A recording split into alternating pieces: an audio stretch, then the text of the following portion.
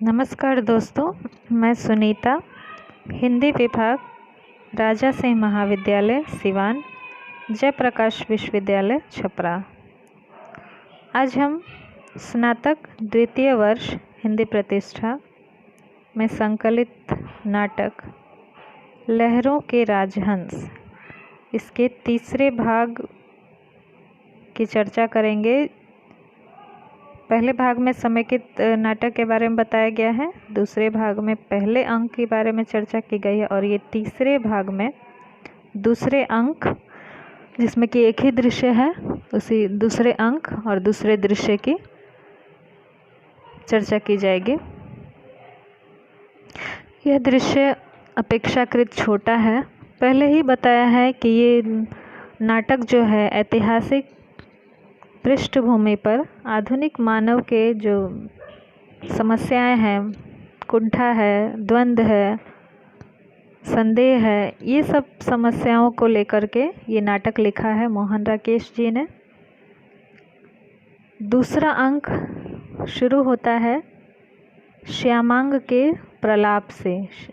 पिछले अंक में क्योंकि श्यामांग को अंधकूप में रहने की सज़ा दी गई थी, बल्कि बाद में माफ़ करवा लिया था अलका ने, लेकिन पीछे से नेपथ्य से उसके प्रलाप की आवाज़ आ रही है दूसरे अंक में। यहीं से दूसरा अंक शुरू होता है और वो कुछ कुछ बड़बड़ाता है, ज्वर में जिस तरह से रोगी बड़बड़ाता है उस तरह से, लेकिन वो बकवास नहीं है, वो अर्नलगन नहीं बोल रहा है, वो वैसी बातें बोल रहा है जो नंद के जीवन से मेल खाती हैं, जैसे क्या होगा, क्या होना चाहिए, कौन चुनेगा, कुछ तो करना होगा, इस तरह अजीब अजीब सी बातें वो बोलता है।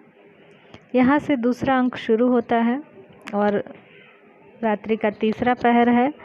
नंद जो है उनको नींद नहीं आई है रात भर और वो टहल रहे हैं कक्ष में, और सुंदरी क्योंकि दिन भर वो कामोत्सव की तैयारियों में व्यस्त थी और रात में जब कोई मेहमान नहीं आए, अतिथि नहीं आए, तो वो बिल्कुल निराश हो गई थी। तो वो मानसिक और शारीरिक रूप से पूरी तरह थकी हुई है, तो वो झूले पर सो रही है और नंद उस कक्ष में टहल रहे हैं। वो दीपक जलाते हैं काष्ठ से, अग्नि काष्ठ से, और दिखाई देता है कि पूरा कक्ष जो है अस्त व्यस्त पड़ा हुआ है और वो सामानों को यहाँ से वहाँ उठाकर सही जगह पर रखते हैं। जैसे ही दीपक जला रहे हैं वैसे ही सुंदरी की नींद खुल जाती है और कहती है कि अरे आप क्यों दीपक जला रहे हैं इतने दास दासियों के होते हुए।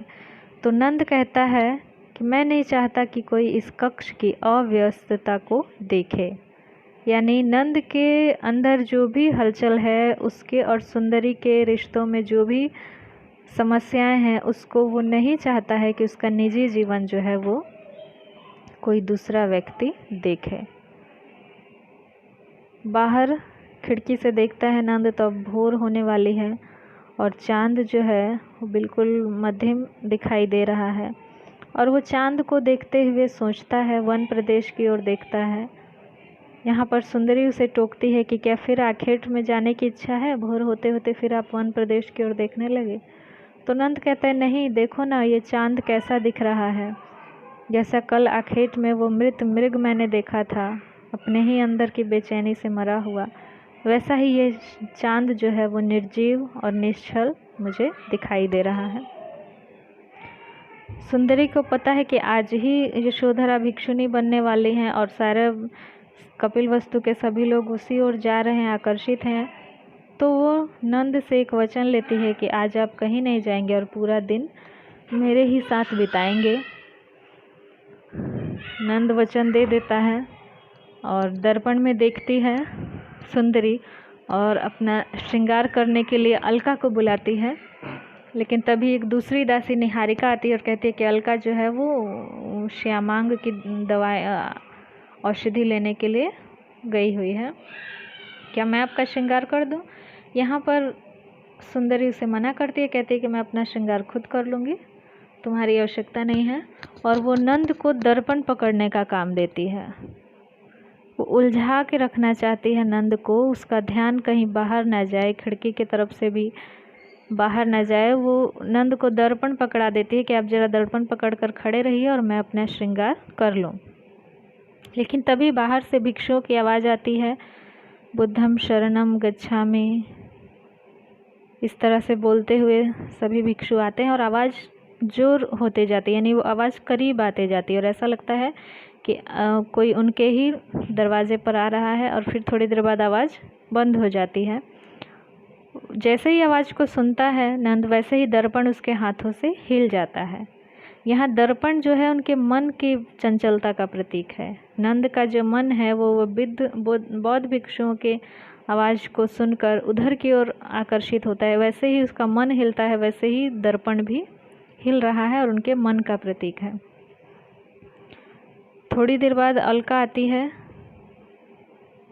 और कहती है कि तथागत स्वयं आए थे भिक्षा लेने और कोई नहीं मिला तो वो लौट गए। यहाँ पर नंद के हाथों से दर्पण छूट जाता है और चूर चूर हो जाता है।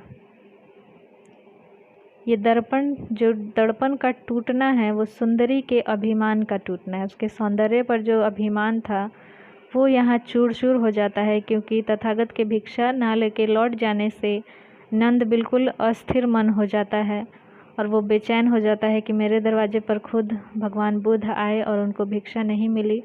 अब इसके लिए मुझे उनसे क्षमा मांगनी होगी। और दर्पण उसके हाथ से छूटकर गिर जाता है और टूट जाता है। वह सुंदरी उसे अनुमति देती है कि ठीक है आप जाइए, लेकिन जल्दी लौट आइएगा। नंद कहता है कि नदी तट तक जाने में कितनी देर लगती है, तुरंत मैं जाऊंगा और तुरंत उनसे बातचीत करके वापस आ जाऊंगा। यहीं पर सुंदरी, यहाँ सिर्फ द्वंद्व दो ही चीज़ों का है, एक घर का, प्रेम का, सुंदरी का, और दूसरा बुद्ध का। और सुंदरी जो है यशोधरा के बहाने से कटाक्ष करती है कि आपके मस्तिष्क में क्या उनका ध्यान नहीं था, यानी कि यशोधरा का, कि वो कैसी लग रही होंगी, वो भी आई होंगी भिक्षा लेने। यानी आप मेरे रूप सौंदर्य को छोड़कर और भिक्षुणी के रूप में यशोधरा का रूप आपको ज़्यादा आकर्षित कर रहा है, उनकी तरफ आप ज़्यादा आकर्षित हैं। सुंदरी उसको विसूचक यानी माथे पर बिंदी बनाने के लिए बोलते हैं कि कुछ अंकित करके जाइए और मैं इसको वैसे ही रखूँगी, जब आप आएंगे तब पूरा करेंगे और तब मैं अपना पूरा श्रृंगार करूँगी, बालों को बांधूँगी। वो नंद को बांधने के लिए ये सब कहती है कि घर से निकलने के पश्चात भी उनका मन जो है वो घर में ही रहे, सुंदरी के कक्ष में ही रहे और वो तुरंत लौट आए। लेकिन ऐसा होता नहीं है।